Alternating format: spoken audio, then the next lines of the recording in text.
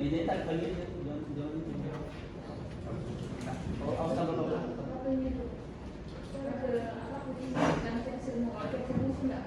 Ini kabelnya. Kabel ini. Bisa kan? Saya juga.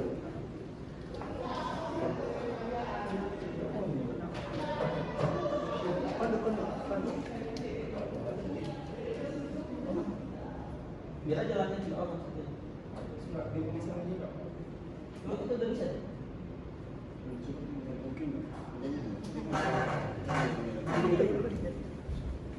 Kurang kemana gitu biasa? Ada. Di sini udah nampak nggak? Udah hidup ya? Hidup, udah jalan.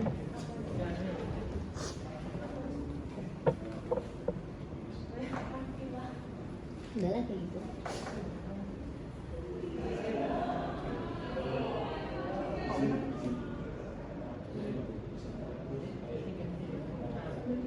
Maaf Bu, bisa dimulai atau mau nunggu Pak Menang ini dulu? Bisa dipanggil. Assalamualaikum warahmatullahi wabarakatuh. Good evening for all of us. For the first moment, please let me introduce myself. My name is Daniel Nurfaicia, and I will be the moderator from this presentation, which is the title is Mapping of Local JDs and Assessment of Fishing Vessel Shipping Flow in Payu Laut, Batam City. The manager project in this DBL is Ms. Siti Nur Chayati, and the CEO manager from this project is Mr. Gufron Ramadan. This group consists 11 people. That the Ronaldo Cristia Putra is the leader of this group.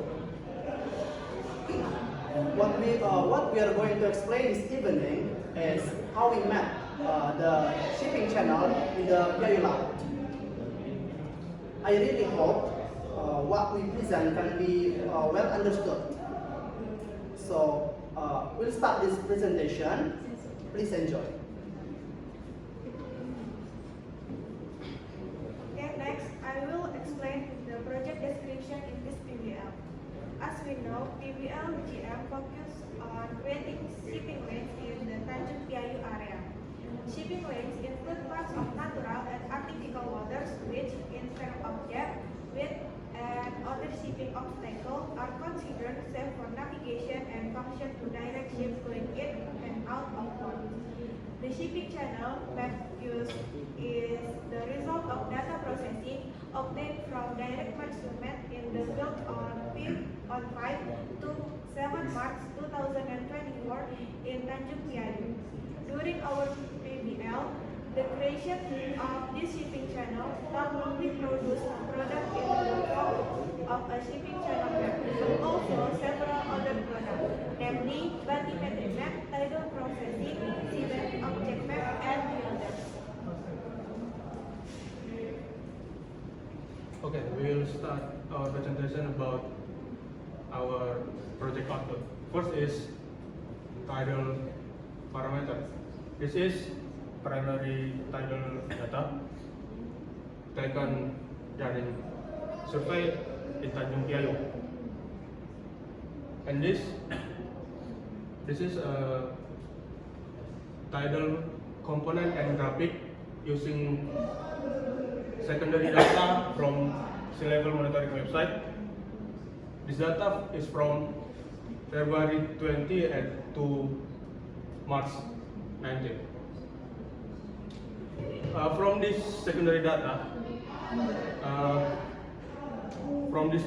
processing, the mean sea level is obtained. The value of mean sea level is corrected to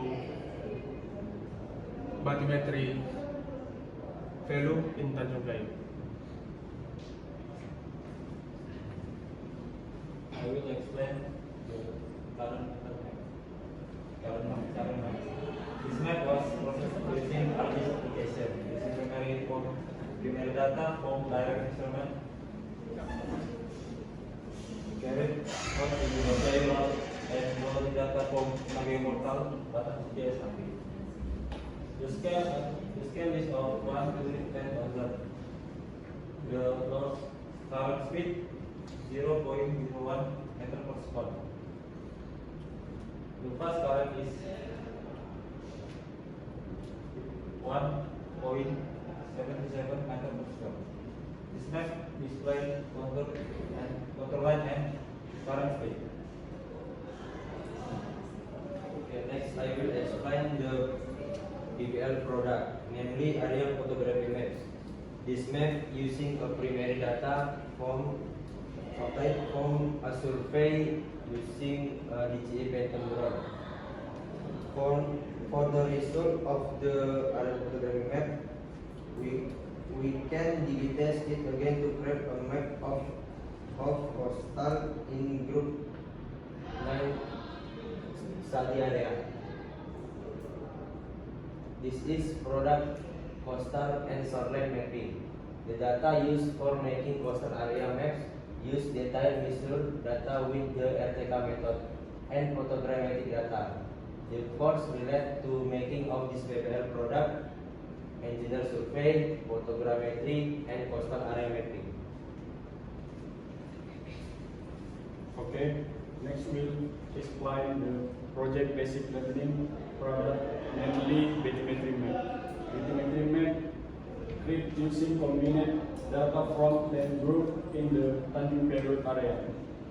CDIP in this area vary with a minimum depth of record minus 2.82 meter and maximum depth of minus 59.6 meter.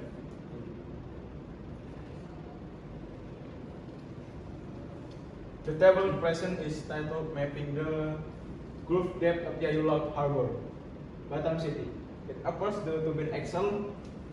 See the details measurement related to the groove depth of harbor. Key aspect to not include header and unit. The header at the top of the column provides specific details such as maximum depth and minimum depth.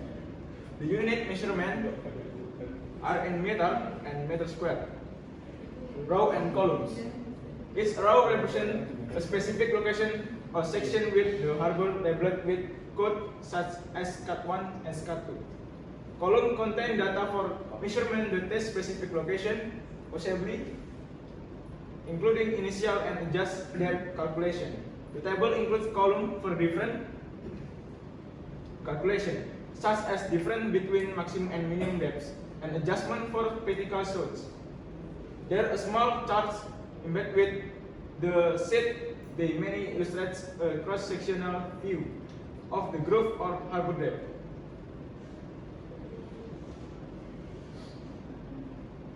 For example, vessel of less than 5 GT have a width of 1.8 until 2 meters. Here we will make a one-way shipping channel. The width of the shipping channel is 150% of the width of the ship. So we can calculate we take the width of the ship 2 meters. So 2 meters times 150% equals 3 meters. Here the provision of as a safe pad of the ship, we need an internal groove width of 3 meters. On the right, on the left, on the main pad, so that the overall width of this groove become 9 meters. Okay, thank you. I will explain focus in project vessel learning is a contraction of shipping lens. Navigational lens building is a complex and important process to ensure safe and effective ship navigation.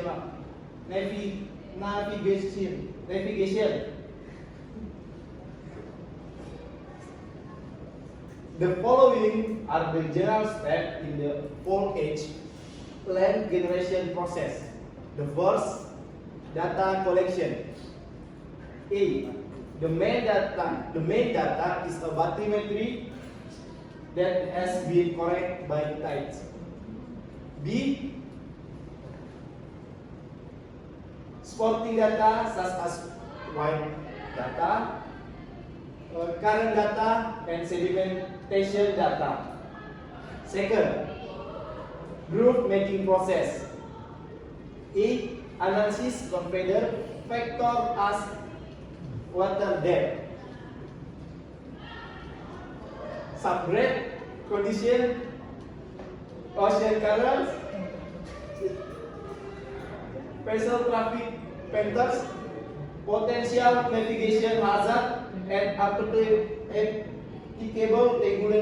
regulation. B. The optimal shipping channel route is determined based on the result of the data analysis. Okay. C. Making lens as the civil 3D application after complete of the layout in the ArcGIS application. Ordered information. First, that is called in meters with elevation correction to LLWL with a value of 0.3 meters. Second, reverse water level dynamics as type data that BIG period 21st February until 20 March 2024. Okay, third, the shipping channel plan is intended for two-way shipping. A. 5 GT ship with a channel width of 20 meters. B. 10 GT ship with a channel width of 21.3 meters.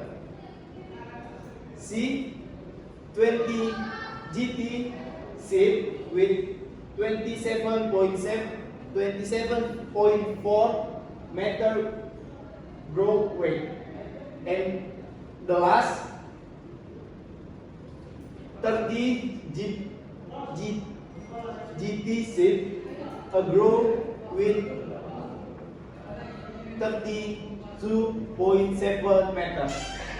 Safe and active efficient shipping lines can be created to support smooth and stable maritime navigation. Okay, thank you. Next is map of the set scan sonar, which serves to display object in the seabed. The following is a map of seabed object in Tanjung Priok Harbor.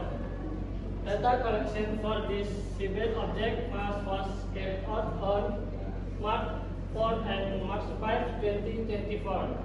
Then the data was processed using MaxView and ArcGIS. After it can be recognized that the sediment in the water of Tanjung Priok are sand, mud, and coarse sediment. Some subjects relate to this map area. First, hydrographic survey and geographic system information. Conducting a study on the shipping flow of fishing boats in Priok Harbor, Batam City.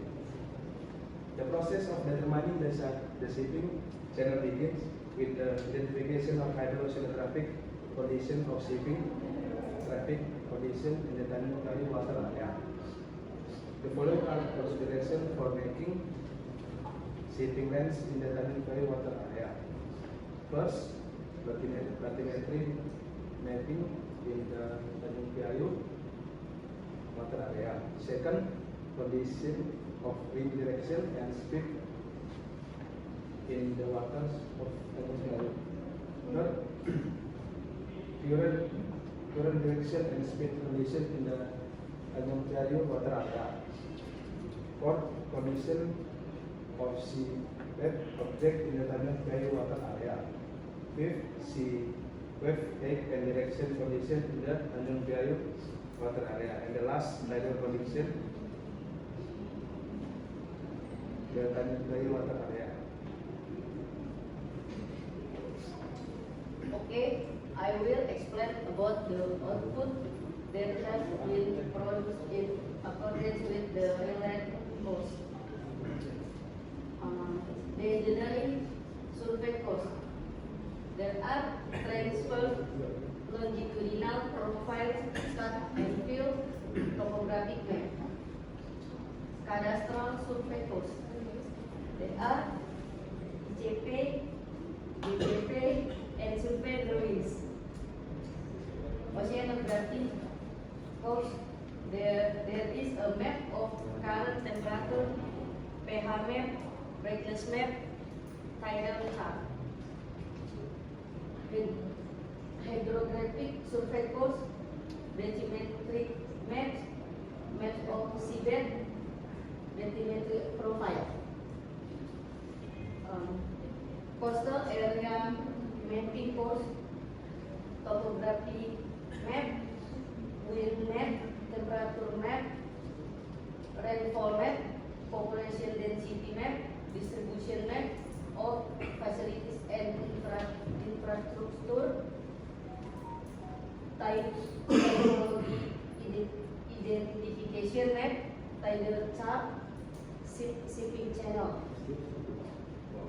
Photogrammetry cost, DTM, DSM, aerial photo map, and other PBL products, PBL final report, presentation slide, PBL video, draft AKI, handover minute, and poster.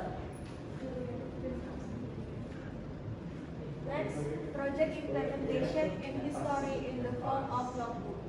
The following is the history of project implementation in the form of Group 9 logbook. The logbook can be accessed at SIA PBL.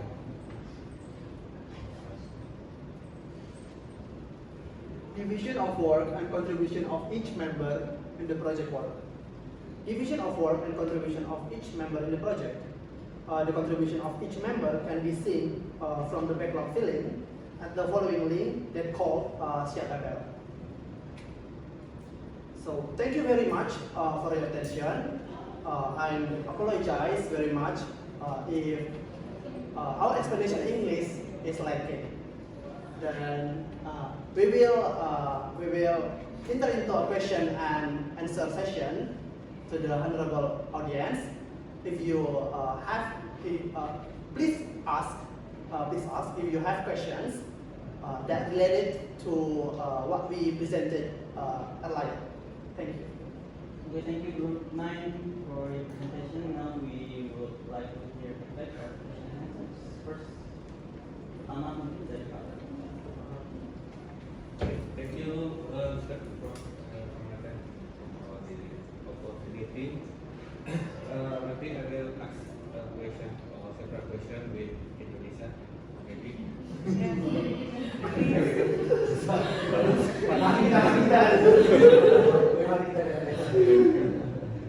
kasusnya, sama sebenarnya kasusnya. Saya juga kalau harus menggunakan bahasa Inggris juga biasanya waktu seminar aja. Seminar internasional biasanya baru pakai gitu ya untuk mempresentasikan bahasa Inggris. Dan saya melihat teman-teman ada beberapa mahasiswa yang sudah luas dan ada beberapa mahasiswa yang memang nanti akan dinilai oleh bocah ya. Karena ada beberapa yang untuk mengucapkan beberapa kata dalam bahasa Inggris itu juga masih beberapa yang salah dan belum baik, dan mohon untuk diimprovisasi nanti ya, ditingkatkan lagi. Dan saya mengucapkan terima kasih untuk kelompok ini sudah mempersiapkan presentasi malam ini. Sepertinya sudah ada persiapan ya. Persiapan presentasi sudah ada atau belum? Sudah ya? Kapan? Kayaknya ada yang kelas malam tuh kalau tak salah ya. Oh bukan kelas ini ya, untuk belajar presentasi. Bukan semester ini, bukan kelas ini kan? Bukan, Pak. Bukan ya. Ada kelas malam yang belajar presentasi. Oke. Terima kasih Mas Gufron. Di sini saya ingin melihat atau menilai dari dua sudut pandang ya. Sepertinya pertanyaan saya juga sama seperti yang kelompok yang lain. Untuk kelompok ini saya mulai dari sudut pandang saya selaku dosen pengajar dulu ya, khususnya di mata kuliah Subjek Dasar. Selanjutnya kan sudah membuat video ya, meskipun saya lihat videonya itu masih belum tepat ya, belum tepat karena titik-titik batas bidang yang saling beririsannya itu belum mencerminkan batas-batas bidang. Misalnya kalau misalnya bidangnya satu di sini, di halaman terakhir di videonya itu ya titik yang misalnya kanan atas itu dengan siapa, dua kanan sebelah kanan atau sebelah timurnya itu dengan siapa, seperti itu. Jangan disebutkan bidang tanahnya itu ditulis ke tabel di halaman keempat ini.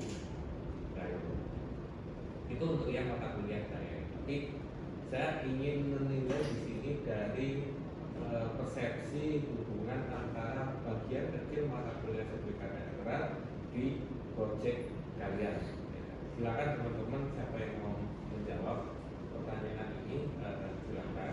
Pertanyaan saya itu adalah peran di mata kuliah survei kadastral yang dia itu beririsan dengan keluaran akhir dari proyek kalian. Mungkin siapa yang mau menjelaskan?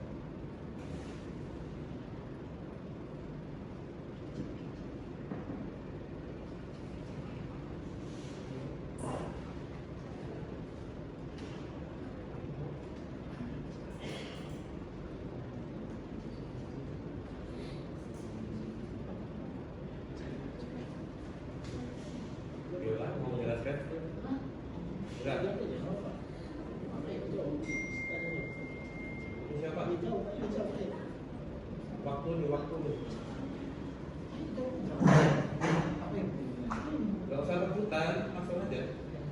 Atau saya tunjuk.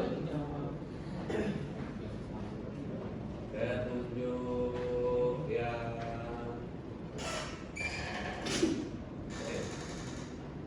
paling tinggi aja ya. Yang paling tinggi itu Daniel kan? Ya. Nah, Daniel Christian ya? Ya. Nah, Daniel Christian paling kelihatan tinggi. Apa? Sebutkan satu aja, satu atau dua irisan yang dikerjakan di sertifikat dasar terhadap proyek Anda.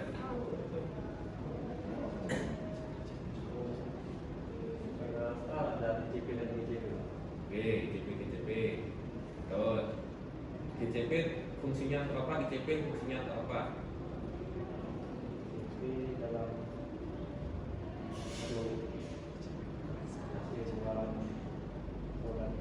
ini lama terkelas suaranya ke kami lah.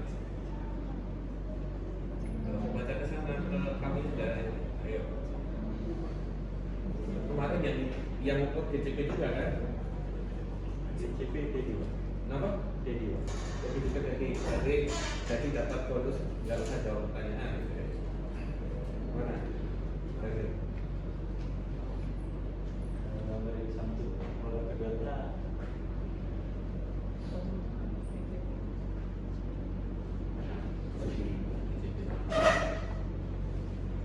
Oke, yang lain mungkin bisa bantu.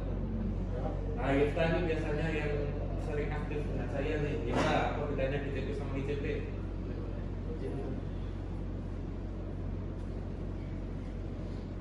Terima kasih Pak. Salah satu output dari PBL ini yaitu pemetaan pesisir dan garis pantai. Survei kadastral salah satu kegiatan dalam survei kadastral yaitu GCP dan ICP. GCP dan ICP ini menjadi koreksi akurasi base map, akurasi titik koordinat di lokasi survei untuk memetakan pesisir dan garis pantai dan juga. Oke, sebelum dilanjutkan, GCP itu fungsinya apa dulu satu-satu? GCP itu apa? GCP Pak untuk menjadi titik kontrol pemetaan hasil survei drone Pak. Sedangkan ICP ini sebagai koreksi titik akurasinya Pak. Sekian Pak. Apa Uji akurasinya Pak. Di ICP ada standar hasil akurasi yang ditetapkan, hasil dari GCP dan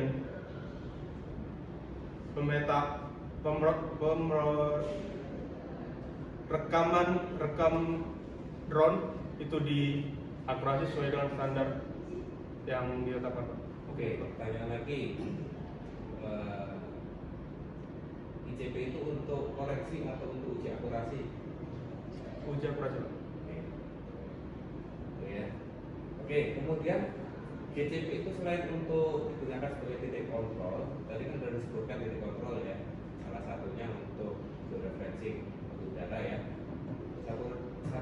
Fungsi yang lainnya digunakan untuk apa lagi? Boleh kita yang jawab, boleh yang lain. Yang kaitannya dengan PPL Anda.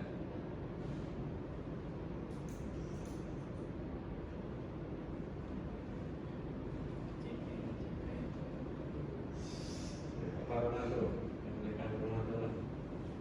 GCP ya Pak? Fungsi lain dari GCP itu mungkin sebagai patok ya? Ya, GCP yang Anda ukur itu selain digunakan sebagai fitur referensi, digunakan sebagai apa lagi? Apakah hanya untuk sebatas fitur referensi foto udara?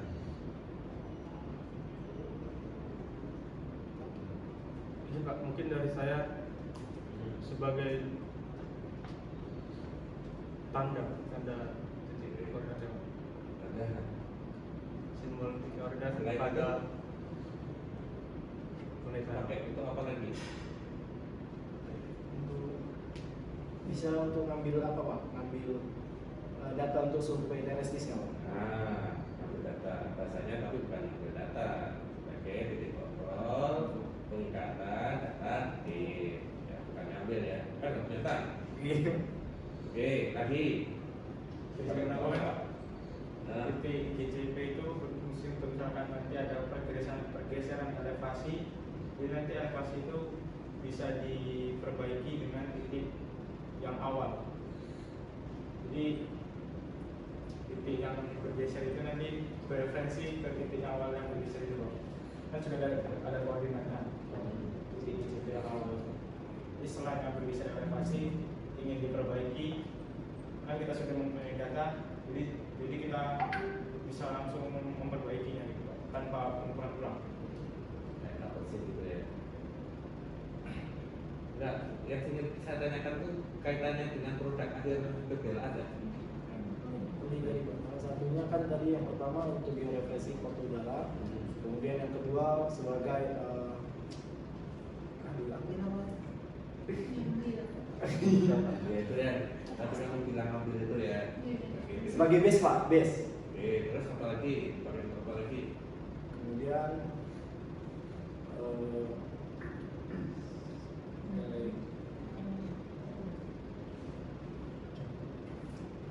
Kalian itu diulang itu loh. oh, transfer elevasi. Oke, fungsinya untuk apa? Transfer elevasi. Transfer elevasi itu gunanya tadi ya Pak, yang untuk jika terjadi mungkin pergeseran dari palang pasutnya, jadi kita bisa dia bukan sudah bahasnya. Oke, siapa yang mengolah data batimetri?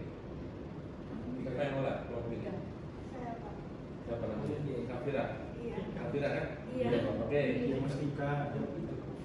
Dia Mustika atau Safira? Iya. Iya Pak. Iya Pak. Oh, iya dia tapi. Saya ketukar nih dia sama Safira nih. Oke dia. Apa fungsinya transfer elevasi? Fungsi transfer elevasi.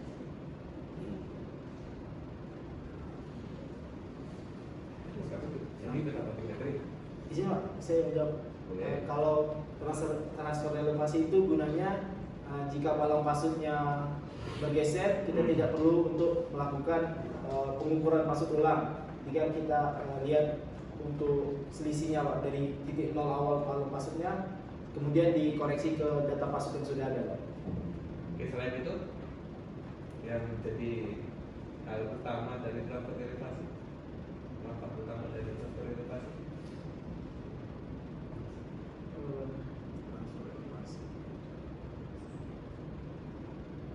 Transfer elevasi itu untuk mengikat BM ke palang pasut Pak. Oke.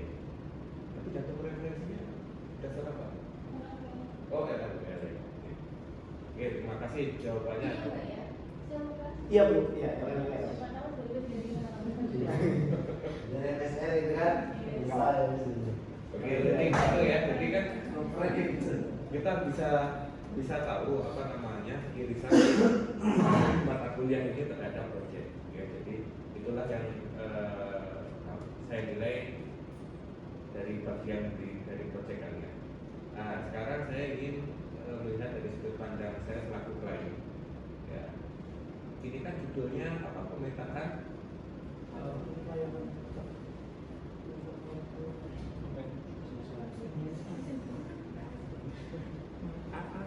Pemetaan lokal. pemetaan dermaga kan?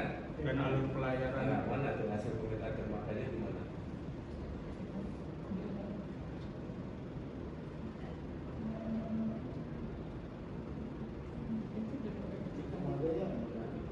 Mana dermaga? Ya. Kan data spasialnya bagus tuh. Data fotonya bagus, kemarin kita olah kan. Bagus. Pada digambarkan itu masih pakai flashback kan? Ya kulit-kulit itu apa sih datanya? SAP Pak. SAP apa? Dari ya? Dari Kota Batam kan? Dan kita kan punya data yang lebih bagus lagi dari foto udara. Bisa nampak dari matanya. Kan judulnya apa? Pemetaan dermaga kan? Nah itu kan yang penting juga pemetaan dermaga lokal. Kita delineasi aja dari foto udaranya. Kan detail itu kemarin hasilnya. Iya. Kalau di sini Pak, kalau untuk foto udara Pak, oh iya. Iya lah, gabung satu angkatan. Iya betul Pak. Kan saksinya saya. Itu makanya sampai ke lab mana kemarin ya? Kalau cuma tes di apa aja Pak, di mana Pak? Kalau anak pagi sampai tes ke Itu kan saya datanya kalau nggak dipakai untuk PPR kalian. Ya harusnya datanya sudah layak untuk digunakan sebagai peta dasar dengan spesifikasi teknis 1:1. Berapa kemarin uji akurasinya yang ditulis BTSR? Ingat ya? Uji akurasinya kemarin berapa? Penelitian horizontalnya 0,05 0,05 meter. 0,05 meter atau sama dengan berapa senti? 5 mili. 0,05 meter sama dengan 5 mili. 0,5. Tadi kata 5 mili. Masih Masih rapat loh gitu. Iya. 0,05 atau 0,5? Hasil uji akurasinya standar hasil uji akurasinya 0,05.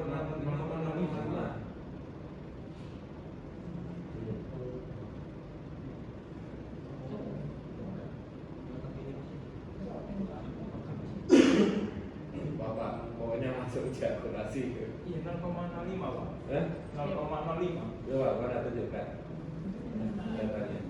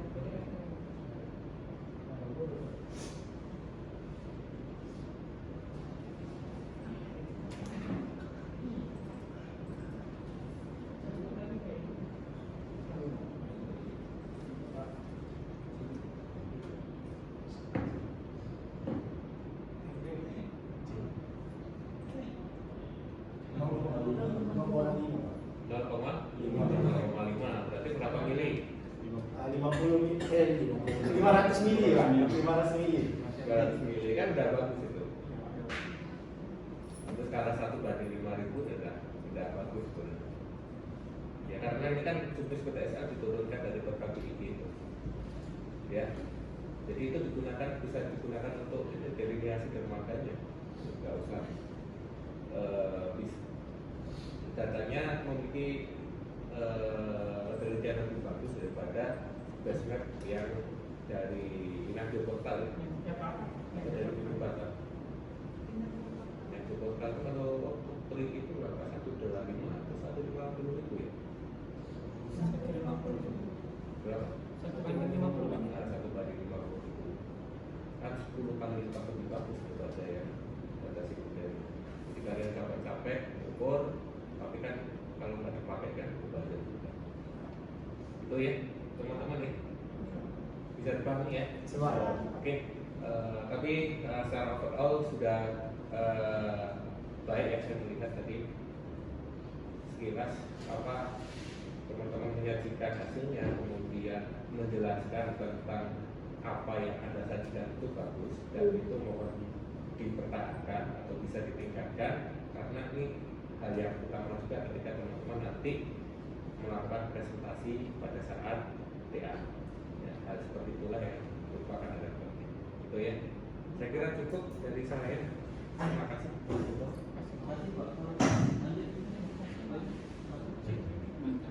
Oke, terima kasih Pak Gubernur atas kesempatannya. Saya kemarin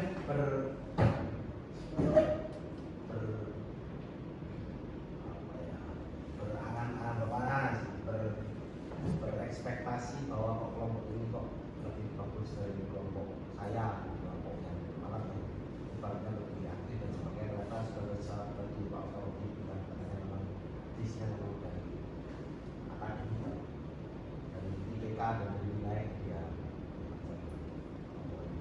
Saya apresiasi, terima kasih sudah mengerjakan taks khususnya, mengerjakan taks dari mata kuliah saya, yaitu mata kuliah program dan pengembangan pesisir, walaupun dengan keterbatasan dan keminimalan kita untuk berinteraksi secara langsung, ya. Tapi secara tidak langsung kalian sudah mengabarkan dan melakukan taks itu kepada saya, karena saya membuka komunikasi pada kalian sudah berjumpa. Nah, saya melihat dulu karena tadi saya memang ada beberapa anak kelas 2 yang ganggu pada saat presentasi, jadi saya melihat dulu terkait dengan hasil yang kalian lakukan di mata kuliah khusus mata kuliah saya.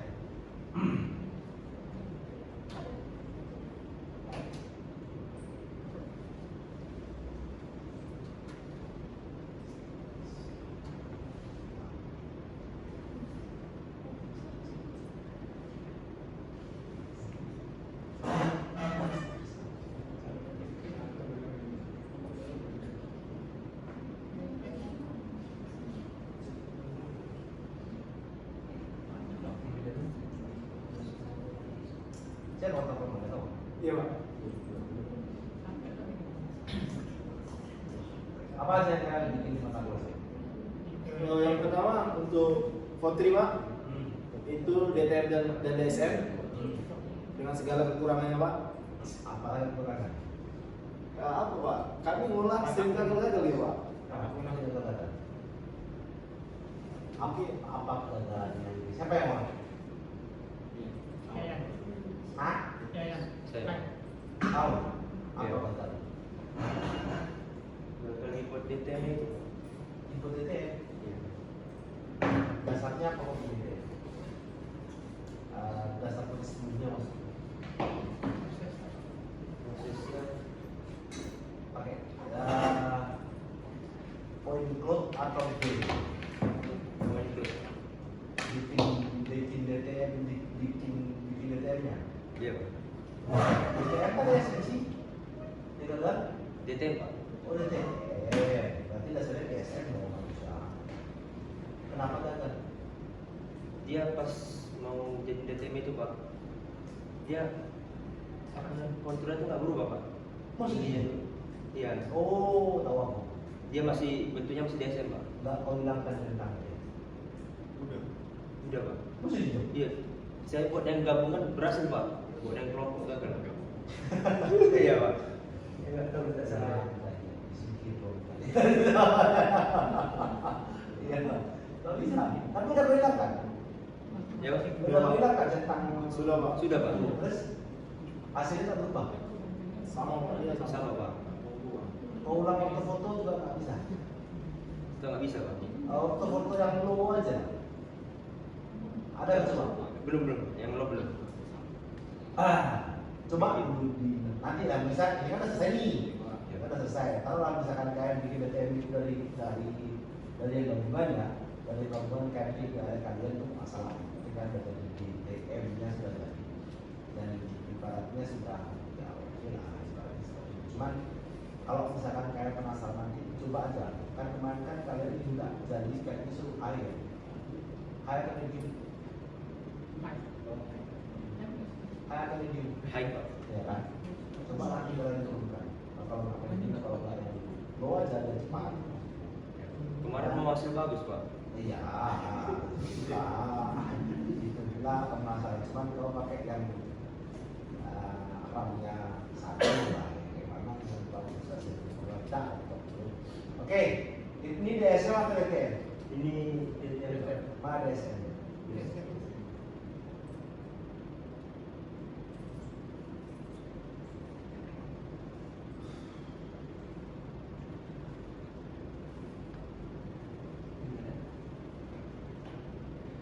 Harusnya begini. Harusnya kan sebelum itu kan ada kontur, tak? Itu kontemplasi atau kau bikin dengan ini atau hasil survei model yang kau tempelkan ini atau hasil DSM yang kau tempelkan di dashboard atau interpolasi dari kontur atau kau bikin kebenaran dari kontur atau apa.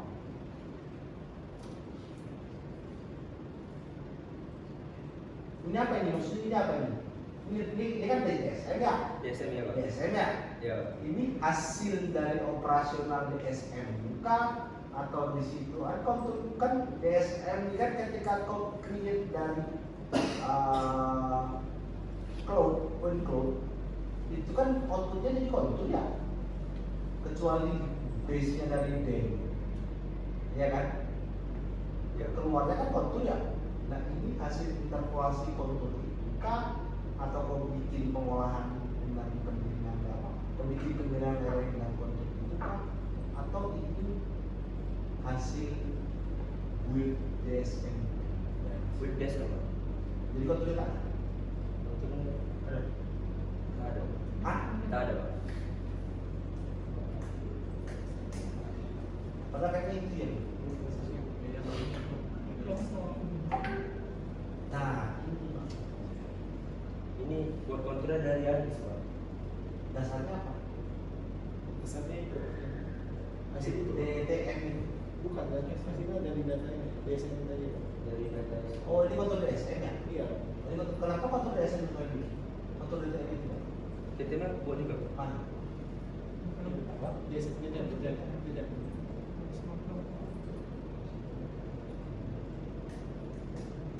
Nah, ini maksud saya,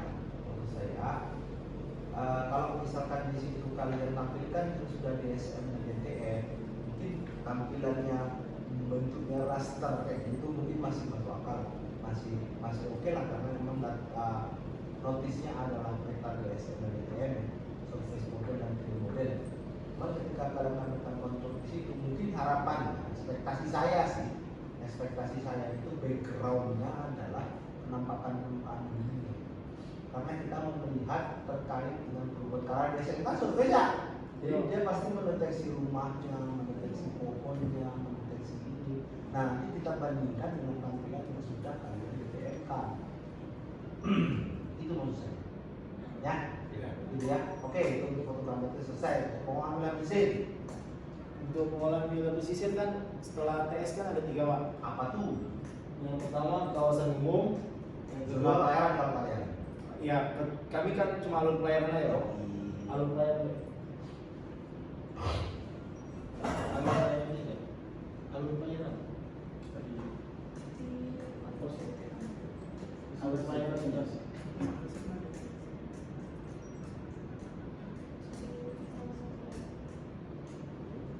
Kenapa nggak yang dipresentasi kawan?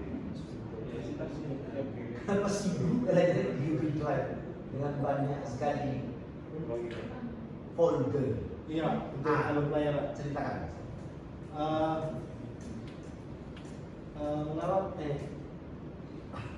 Untuk proses Kau terus kau, yang lain masih dengan apa TNT? Kan saya ikut. Izin jawab. Jelaskanlah kamu. Untuk peta alur pelayaran dari kelompok 9 ini Pak. Terus. Jadi Apa dasar pemikiran? gimana Pak? Apa dasarnya? Alasan Pak. Dasarnya pemikiran. Kenapa kayak gitu? Dasar Lebih gampangnya apa parameternya? Masa jawab. parameternya Pak. Parameternya dibagi Pak. Terus. Lalu masuk ke arus juga Pak. Terus. Lepas itu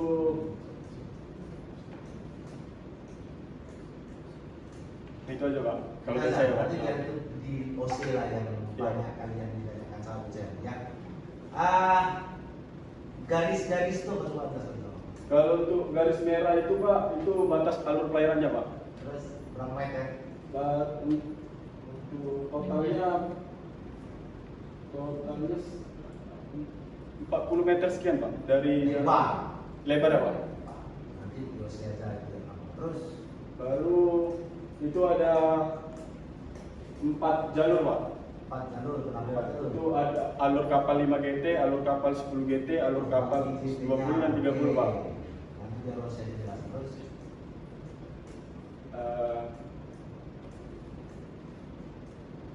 ini Pak, alur pelayarannya ini tiga arah, itu arah timur, barat dan selatan. timur barat yang mana yang timur yang mana yang barat yang mana? Untuk selatan? timur yang sana Pak. Kenapa? Gimana Pak? Kenapa? Karena gimana ya Pak? Nggak ada pulau Pak. Kalau arah ke sana jalurnya udah.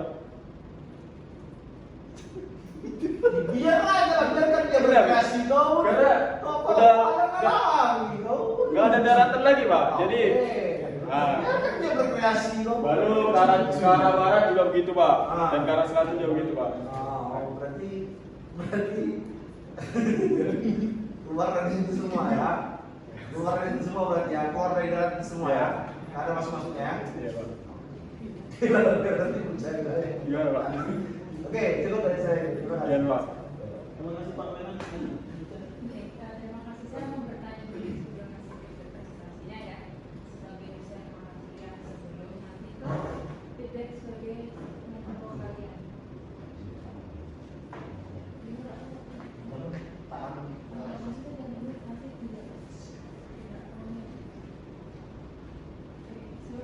Harus switch bahasa kan mikir dulu tadi. Ini kan saya nanya pakai bahasa Jawa kan ada yang paham. Oke, siap dulu. Jangan dulu. Ada beberapa pertanyaan.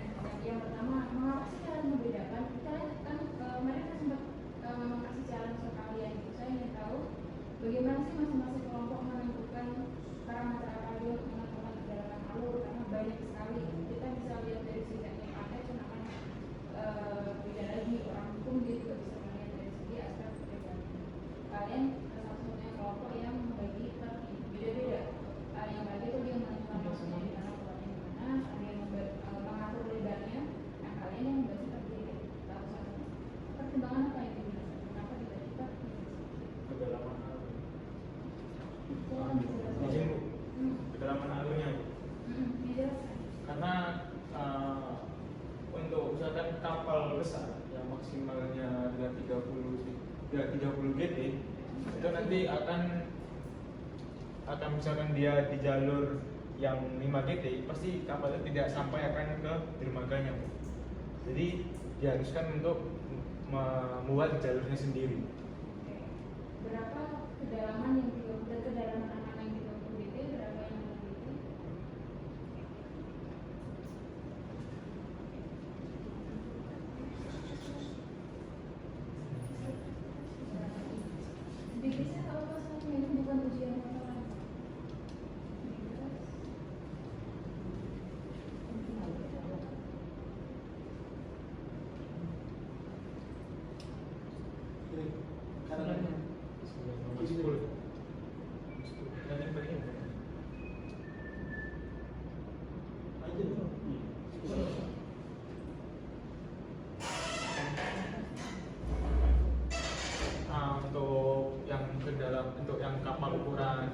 5 GT Bu. Itu kan kedalaman alurnya minimalkan untuk kapal yang berbentuk U itu 2,41 meter. Jadi yang 30 untuk yang 30 di kedalaman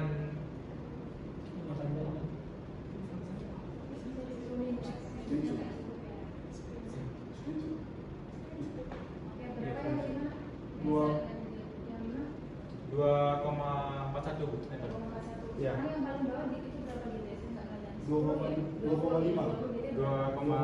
meter. 2 meter dan 2,5. Dan perbedaan hanya setengah meter.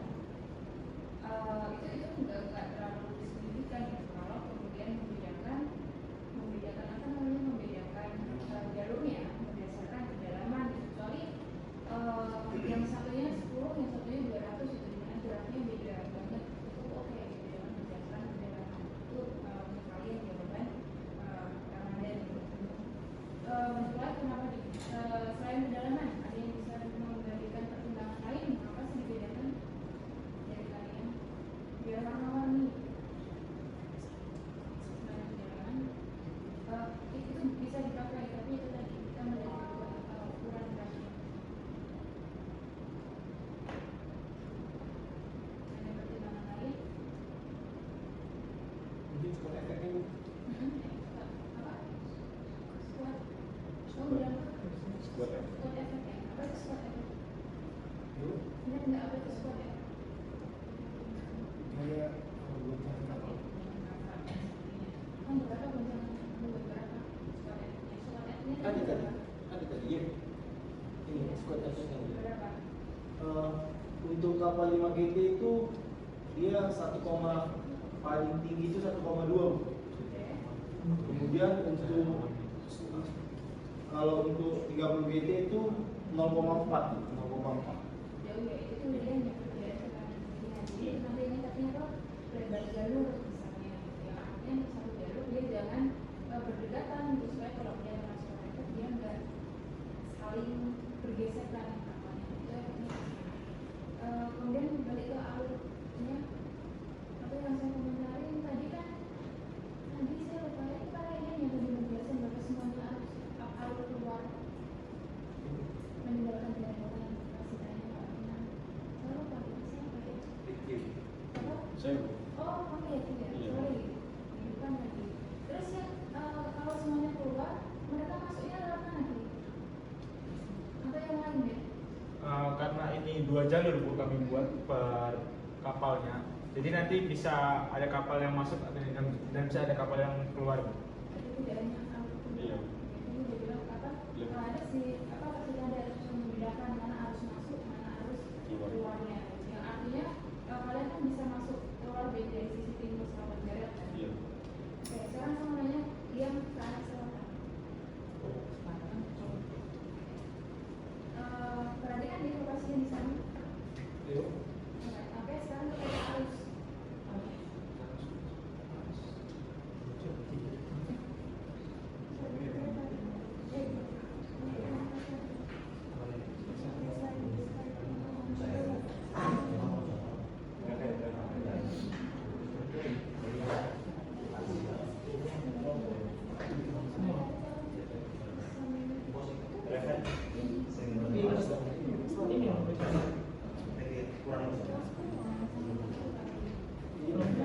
Nah, sekarang lokasi yang di tengah itu berapa? 1,6. Area warnanya besarnya gimana dibandingkan area sekitarnya? Dia lebih gede apa lebih besar? Kamu kalau mau lewat kapal itu menurut kamu udah nyari yang harus sampai kecil atau besar? Kecil. Jadi coba nanti digeser ke kanan. Sesuaikan beda kamu di sebelah kanannya atau di sebelah kirinya, jangan pas timbangan arusnya gitu ya. Ada beberapa pertanyaan saya. Sekarang saya mau feedbacknya. Saya apresiasi sekali. Hamin satu tuh ada di saya belum beres. Bilang mau nggak selesai dan saya mau nggak mau, saya mau yang diselesaikan. Kajian ternyata. Itu Hamin satu besok dia kan dulu. Nah,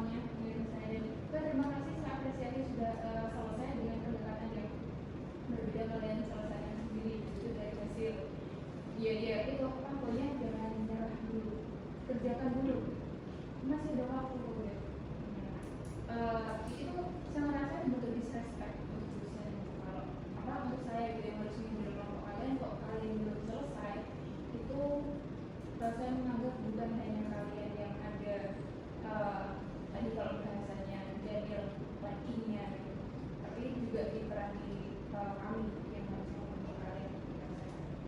Poin kedua yang saya apresiasi adalah dari presentasinya. Mungkin dari yang kelompok 7 dan 8 baru di kalian, kita nggak tahu nanti kelompok 10 dan gimana, yang misalnya ada beta pelayaran atau ada beta ini, kalian menjelaskan dari hasil. Misalnya ini ada beta seperti ini, kalian menjelaskan oh nilai kecepatannya sekian dan sekian. Walaupun kalian terbatas sekali dari bicara seperti ini. Di beta alur juga kalian menjelaskan ada beberapa aja, ada 6 atau 7 dari parameter. Di bagian sebelum kalian menjelaskan tentang topik bagian satu bagian belakang, kalian yang menjelaskan sampai ke sana apa aja. Itu sangat-sangat saya apresiasi sekali. Terima kasih tangan dan karena yang paling sering diomelin kalau kelas malam sering saya bandingkan dengan kelompok 10 gitu ya. Apalagi kalau mereka tes kemarin kan saya nggak memberikan waktu presentasi ya. Jadi saya sangat apresiasi perubahannya gara-gara Daniel. Siap. Nah, itu yang kedua yang saya apresiasi. Yang ketiga adalah dari tanya jawab. Sobat dari kelas tadi di BPR ini ya, mungkin yang ada beberapa pertanyaan yang memang tidak terjawab sempurna, baik dari belum bisa mengelaborasi secara jelas kos masalah yang ditanyakan, poinnya benar tapi penyampaiannya nggak salah, ngambil misalnya tadi itu ya itu salah satu contohnya. Tapi at least dari respon yang itu ditanggapi jadi seperti Supa yang tadi Pak apa jauh dari atas pagi dari tanya jawabnya. Itu yang saya lihat bahwa kalian mempersiapkan dengan baik. Itu kalian paham. Itu ya, terlepas dari segala proses yang banyak banget diomongin itu paling banyak apa itu ya.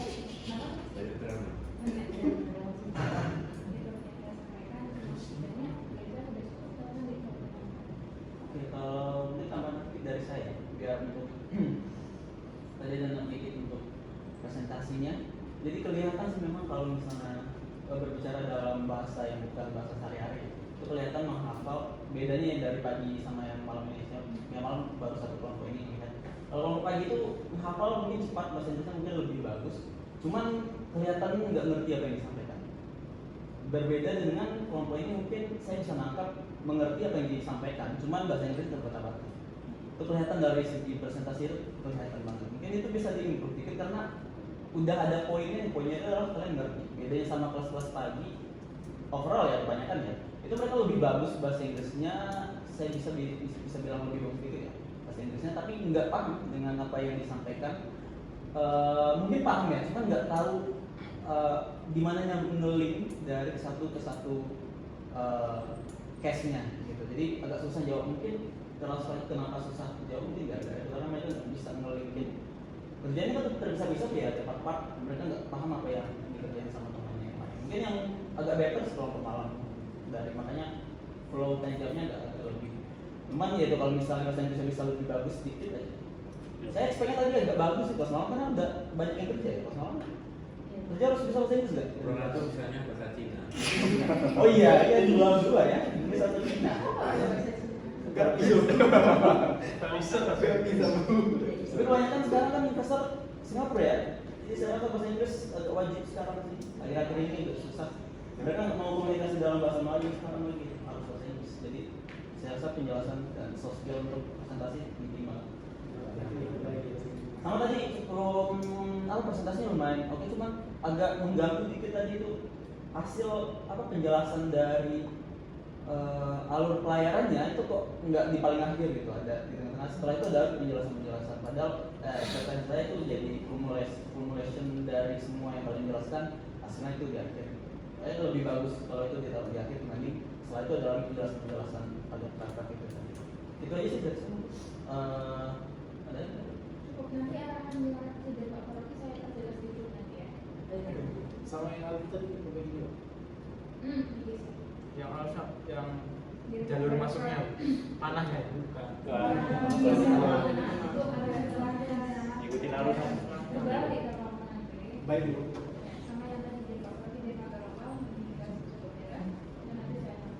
Berarti investmentnya pakai portal darat.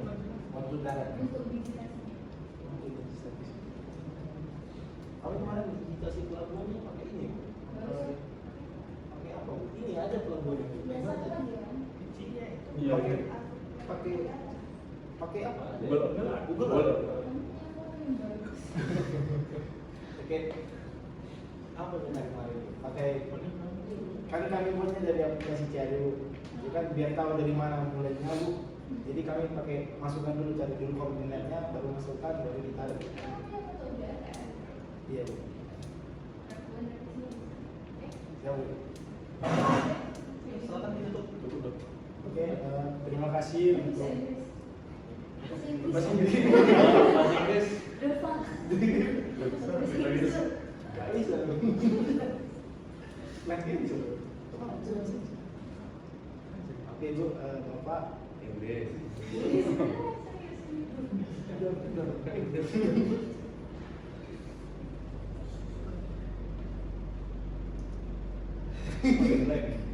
Jadi ya.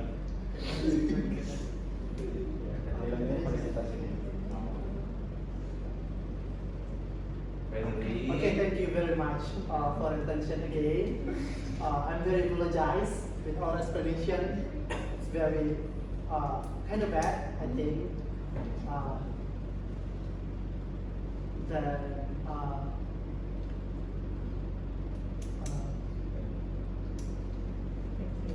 We're gonna say thank you to Miss Citra Saidi because always get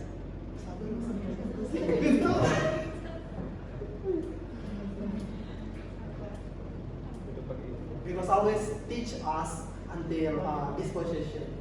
So that's all for us. Thank you and wassalamualaikum warahmatullahi wabarakatuh. Waalaikumsalam. Terima kasih.